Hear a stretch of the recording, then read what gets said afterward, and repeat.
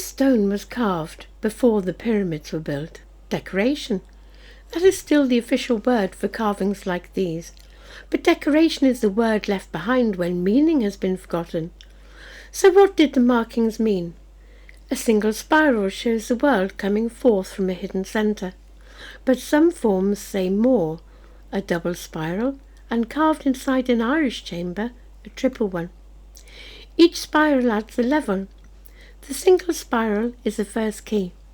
The line begins from a centre. That centre is not a dot, it is a seed point, the source from which the world unfolds. First hidden, then shown. It is not a picture of a finished thing, it is a picture of becoming. That is why it belongs to tombs, stones, and places of passage. The double spiral changes the meaning. The world does not only come forth from the hidden centre, it also returns. One spiral opens outward, from centre into form, and the other turns back, from the world towards the source. They are two directions of one movement, an outbreathing and an inbreathing, the world unfolding without losing its relation to the centre. And then there is the triple spiral. Inside the chamber at Newgrange, this form is carved into stone. The single spiral shows the world coming forth, the double shows it returning, the triple shows the whole cosmos. One centre for each world. On the stone, the three lie side by side. In the cosmos, they stand one above another. The axis joins them. It passes through each centre. Three levels held together in one order. So when we see spirals carved into ancient stone and reduce them to the only category we have left, decoration, we are not only misunderstanding a mark, we are misunderstanding the kind of world in which that mark made sense.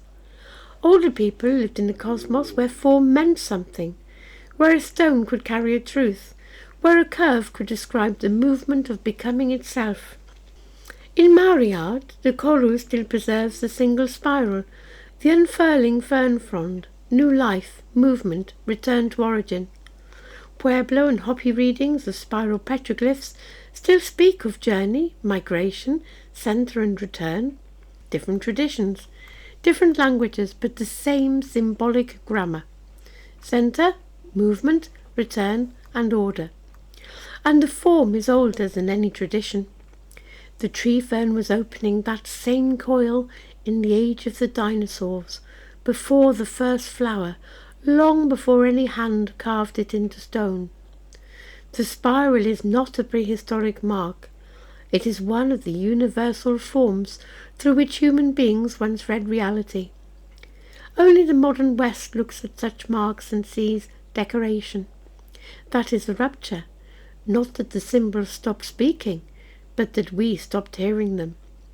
Yet even when the doctrine is forgotten, the form remains powerful.